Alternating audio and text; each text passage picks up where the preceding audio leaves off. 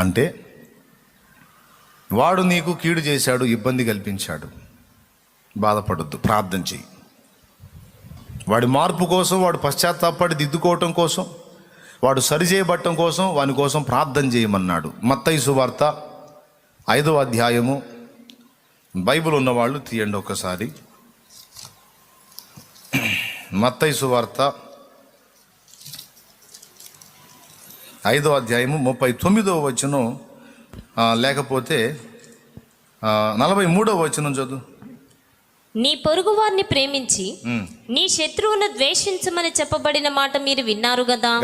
నేను మీతో చెప్పున్నదేమనగా, మీరు పరలోకమందున మీ తండ్రికి కుమారులై ఉండునట్లు మీ శత్రువులను ప్రేమించుడి, మిమ్మును హింసించు వారి కొరకు ప్రార్థన చేయుడి. ఆయన చెడ్డవారి మీదను మంచివారి మీదను తన సూర్యుని ఉదయింపజేసి నీతిమంతుల మీదను అనీతిమంతుల మీదను వర్షము కురిపించుచున్నాడు. మీరు మిమ్మల్ని ప్రేమించు వారిని ప్రేమించిన యెడల మీకేమి ఫలము కలుగును? ఏమయ్యా, నిన్ను ప్రేమించిన వాళ్ళనే నువ్వు ప్రేమిస్తే అన్యుడు కూడా అంతే చేస్తున్నాడు కదా. వానికి నీకు తేడా ఏంది? ఒక దేవుని బిడ్డగా, ఒక క్రీస్తు రక్తంలో కడగబడిన క్రైస్తవుడుగా అన్యుడు తను ప్రేమించే వాళ్ళని ప్రేమిస్తాడు, ద్వేషించే వాళ్ళని ద్వేషిస్తాడు. నువ్వు కూడా అట్లా అయితే ఎట్లా? నువ్వు డిఫరెంట్. ఏంటి నీ ప్రత్యేకత ఏంటంటే చెప్తున్నాడు కింద, చదువు. సుంకరులను అలాగూ చేయుచున్నారు కదా, మీ సహోదరులకు మాత్రము వందనము చేసిన యెడల మీరు ఎక్కువ చేయుచున్నదేమి? అన్యజనులను అలాగూ చేయుచున్నారు కదా, అంతే చేస్తున్నారు కదా. మీ పరలోకపు తండ్రి పరిపూర్ణుడు గనుక మీరును పరిపూర్ణులుగా ఉండెదరు. కాబట్టి మీరేం చేస్తారంటే, మిమ్మల్ని ప్రేమించే వాళ్ళని ప్రేమిస్తే అన్యుడు నువ్వు ఒకటే.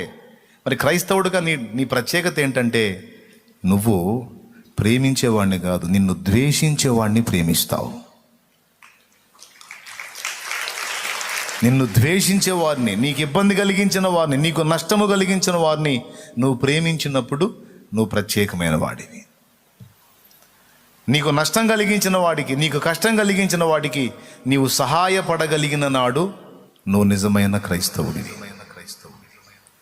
అదే కీడు చేత జయింపబడక మేలు చేత కీడును జయించు. ఒకడున్నాడు, నాకు నష్టం కలిగించాడు, చాలా ఇబ్బంది పెట్టాడు నన్ను. కానీ ఒకానొక ఘట్టంలో అతడు చాలా శ్రమపడ్డాడు. శ్రమపడిన సంగతి నాకు తెలిసి నాకున్న దానిలో నేను అతనికి తోడ్పాటు అందించాను. వాస్తవంగా అతడు ఊహించింది ఏంటంటే, అతను నా గురించి ఎంతో ద్వేషించి విషప్రచారం చేసే ఆ వ్యక్తికి శ్రమ కలిగినప్పుడు నేను ఇలా స్పందిస్తాను అనుకున్నాడు. అతడు నా జోలికి వచ్చాడు కనుక దేవుడు అతను ఆ విధంగా చేశాడు, దేవుడు నా పక్షంలో ఉన్నాడు, అతనికి బుద్ధి చెప్పాడు, అతనికి తగిన శాస్తి జరిగింది అని అనేక మందికి నేను ఆనందంగా పంచుకుంటాను అనుకున్నాడు. కానీ ఆ పని నేను చేయలే. అలాగ ఒకవేళ నేను చేసినట్లయితే నేను క్రైస్తవుణ్ణి కాదు, అన్యుడెంతో నేను అంతే. కానీ వాక్యం ఏం చెప్పింది? నువ్వు అలా చేయకూడదు. ఒకవేళ నీకు ఎవడైనా అలా చేసినా నువ్వు మాత్రం వాడిని ప్రేమించి వాడికి హెల్ప్ చేయి. ఇది కదా దేవుని మాట. ఆ మాటను బట్టి నేనేం చేశానంటే, అతని శ్రమను గుర్తిరిగి అతన్ని కనుగొని నా కలిగిన దానిలో నుండి తోడ్పాటు అందించి అతన్ని ధైర్యపరిచి ఓదార్చి అతనికి నేను చేయదగ్గ హెల్ప్ చేసి కొంచెం ఆదుకున్నా. తర్వాత ఆ శ్రమ నుండి అతడు బయటపడిన తర్వాత వ్యక్తిగతంగా వచ్చి నన్ను కలుసుకొని 2 చేతులు పట్టి క్షమాపణ చెప్పాడు.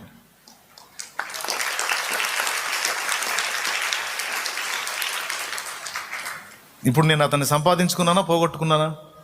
పెద్దగా చెప్పాలి. ఎలా సంపాదించుకున్నాను? కొంతమంది వాళ్ళతో మంచిగా ప్రేమగా మాట్లాడేవాళ్ళు, వాళ్ళు చెప్పినట్టు వినేవాళ్ళనే ప్రేమిస్తారు.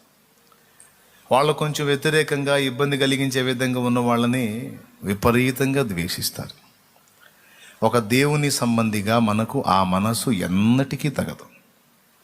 అలాంటి తత్వం మన దగ్గర ఉంటే మనం ఇంకా అపరిపూర్ణులమే కానీ పరిపూర్ణులం కాదు. ప్రేమించే వాళ్ళనే, వాళ్ళని గణపరిచే వాళ్ళనే, వాళ్ళని గౌరవించే వాళ్ళనే, వాళ్ళకు భజన చేసే వాళ్ళనే వీళ్ళు సహవాసానికి ఇష్టపడతారు. కానీ వాళ్ళని తృణీకరించే వాళ్ళని ప్రేమ చేత జయించి వాళ్ళను కూడా దారిలోకి తీసుకొద్దామనే ఆలోచన అందరికీ ఉండదు, బహు తక్కువ మందికి ఉంటుంది. అలాంటి మనసు ఉన్నవాడు తప్పనిసరిగా దేవుని పాత్ర అవుతాడు. స్త్రీ అయినా పురుషుడైనా దేవుని ఏర్పాటులో ఒక నాయకుడు, నాయకురాలు అవుతారు. లేకపోతే చెంచాలు స్పూన్లు అవుతారు అన్నమాట. ఏమవుతారు? లేకపోతే చెంచాలను స్పూన్లు అవుతారు, అంతే అవుతారు. నాయకత్వంలోకి మాత్రం రాలేరు. నాయకత్వపు పీఠాన్ని ఒకడు అధిరోహించాలి అంటే, ఎక్కాలి అంటే, పనికొచ్చిన వారిని, పనికి రాని వారిని కూడా చేతిలో పెట్టుకుని, పనికి రాని పాత్రలను కూడా పనికొచ్చే విధంగా మలచేవాడే నాయకుడంటే. అనుకూలమైన వారినే హత్తుకొని, కాస్త ఆపోజిట్లో ఉన్న వారిని, అందని వారిని పక్కన నెట్టేసే విధానం కాదు. నాకు దేవుడు నేర్పాడు ఇది. మంచోడు అన్నోడిని ఒక పక్కన పెట్టి, వీడు సరైనోడు కాదు, వీడు పనికిరాడు, వేస్ట్ గాడు అన్నోడిని నువ్వు పక్కకు పెట్టేస్తే ఇంకా నీకు గొప్పతనం ఏముందిరా?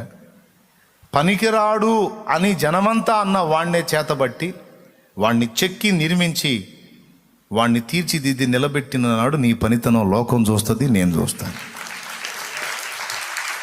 వీళ్ళు పనికిరారు, నిష్ప్రయోజకులు అన్న వాళ్ళని కూడా చేతుల్లో తీసుకొని సానబట్టి, చక్కడ పనిచేసి లైన్లో తీసుకొచ్చి వాళ్ళని తెర మీద చూపగలిగిన నాడు నీ గొప్పతనం ఏంటో నేను చూసి సంతోషపడతాను, లోకం చూసి కూడా సంతోషపడేది.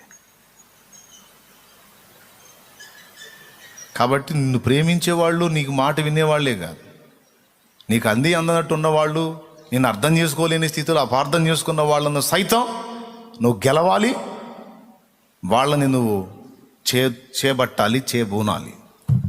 ఎంతమందికి అర్థమైందో ఏమో.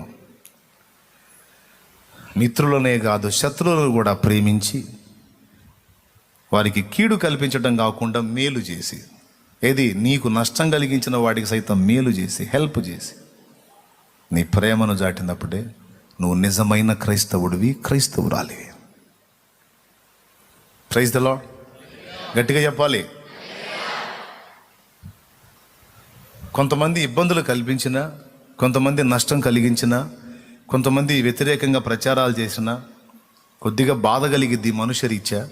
తర్వాత తమాయించుకొని, పోనీలే నన్ను ద్వేషించేవాడు ఒకడు దొరికాడు, వాడిని ప్రేమించి వాక్యం నెరవేర్చే అవకాశం నాకు దొరికింది, స్తోత్రం అనుకుంటా. ఇంకంతమించి నేనేమనుకుంటాను? కాబట్టి భూ సంబంధమైన శత్రువులు ఎవరైనా ఉంటే వారిని కీడు చేత జయింపక మేలు చేత జయించాలి.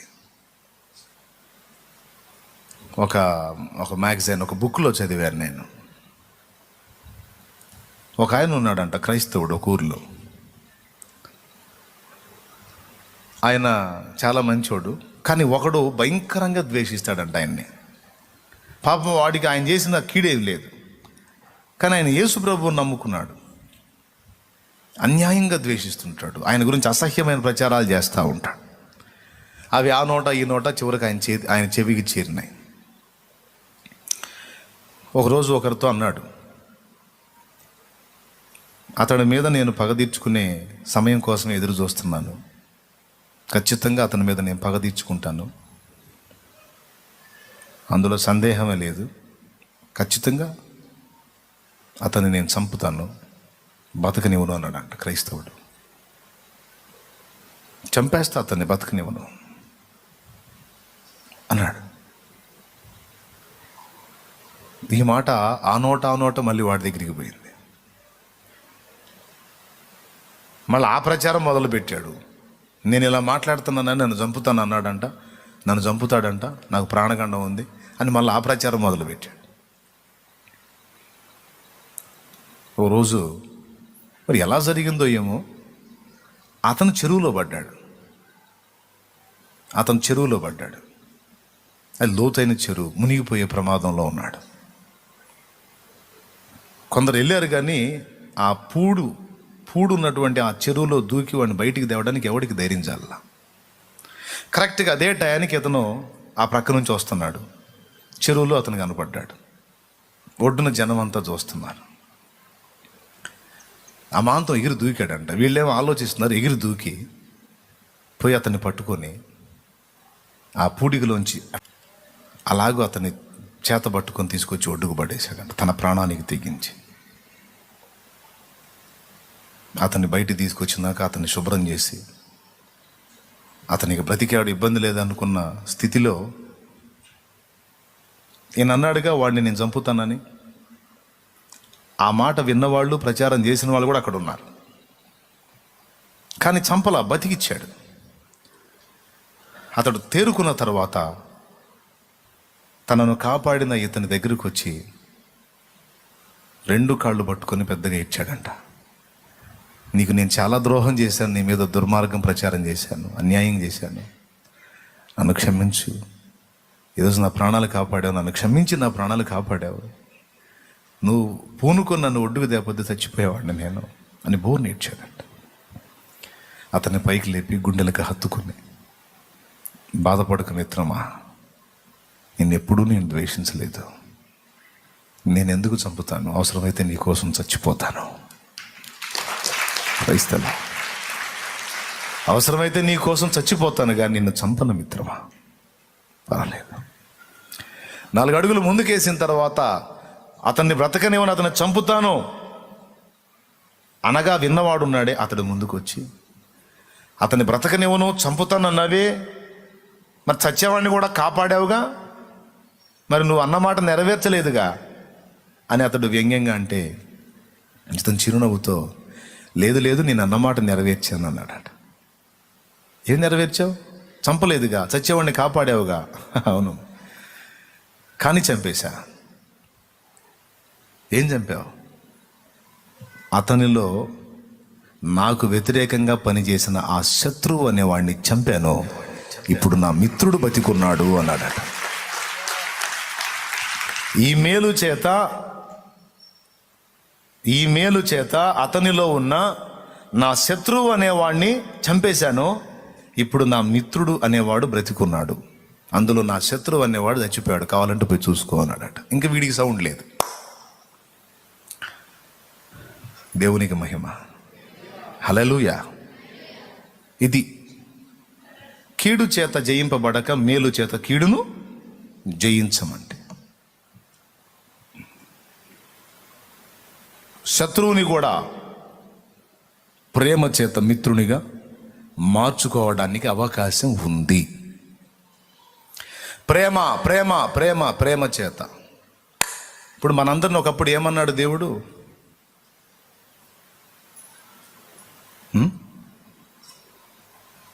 మనము పూర్వము దేవునికి శత్రువమై ఉంటిమి అన్నది వాక్యం. ఎక్కడుందో తీయగలుగుతారా?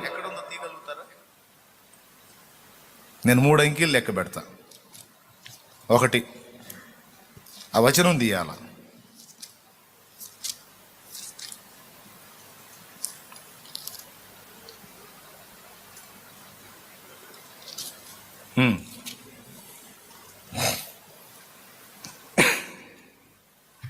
రెండు,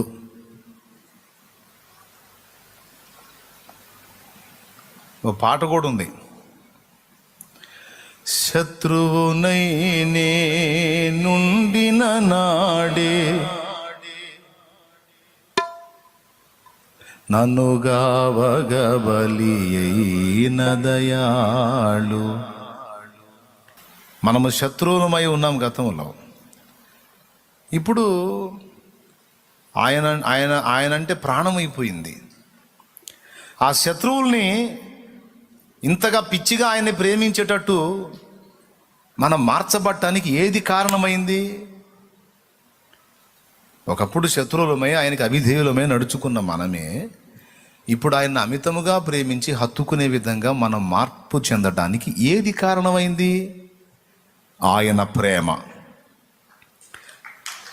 ఆయన కోపం కాదు, ద్వేషం కాదు, శిక్ష కాదు, అగ్నిగుండం కాదు. ఆయన ప్రేమ మనల్ని ఆకర్షించింది.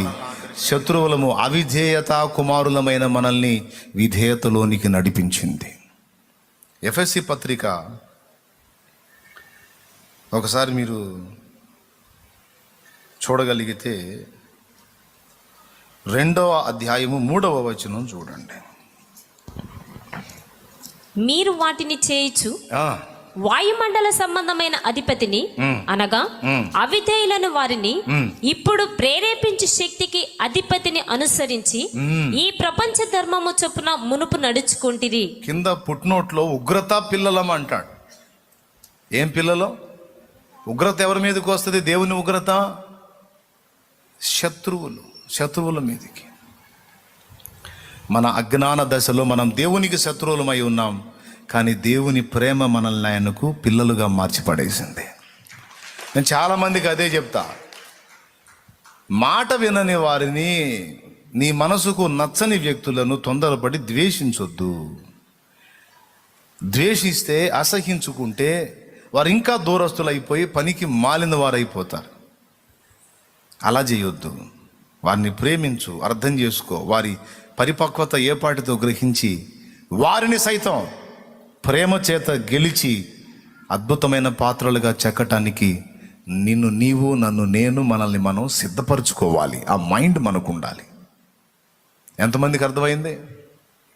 మరో చోటు ఉంటుంది, మనం శత్రువులమై ఉండగా అనే మాట. ఉగ్రత పాత్రులం, ఇక్కడ అవిధేయత కుమారులం, ఉగ్రత పాత్రులం. మరో చోట శత్రువులం, మరో చోట పేతురుపత్రి దూరస్తులం. పత్రికల్లో మొత్తం ఉంటాయి వచనాలన్నీ. అలాంటి మనందరిని ఇప్పుడు సమీపస్తులుగా చేసుకొని తన చేతుల్లో పెట్టుకున్నాడు చూడండి. దేని చేత? విమర్శించుట చేతనా? ద్వేషించుట చేతనా? అసహించుకునుట చేతనా? చేదరించుకునుట చేతనా? ప్రేమ చేతనా? రైట్. ఆయన మంచి వారి మీదను చెడ్డవారి మీదను తన వర్షము కురిపించుచున్నాడు, తన సూర్యుని ఉదయింపజేయుచున్నాడు. కనుక మీరు ఆయన పిల్లలు కాబట్టి, ఆయన కుమారులు కాబట్టి, మీరు కూడా మీకు మంచి చేసిన వారినే కాదు, చెడు చేసిన వారిని కూడా ప్రేమించి ఆదరించి వారి క్షేమము కోరి, వారి రక్షణ కొరకు ప్రార్థన చేసి, వారి మార్పు కొరకు ప్రార్థన చేసి, మీ వంతు మీ ప్రేమ మీరు చూపాలి.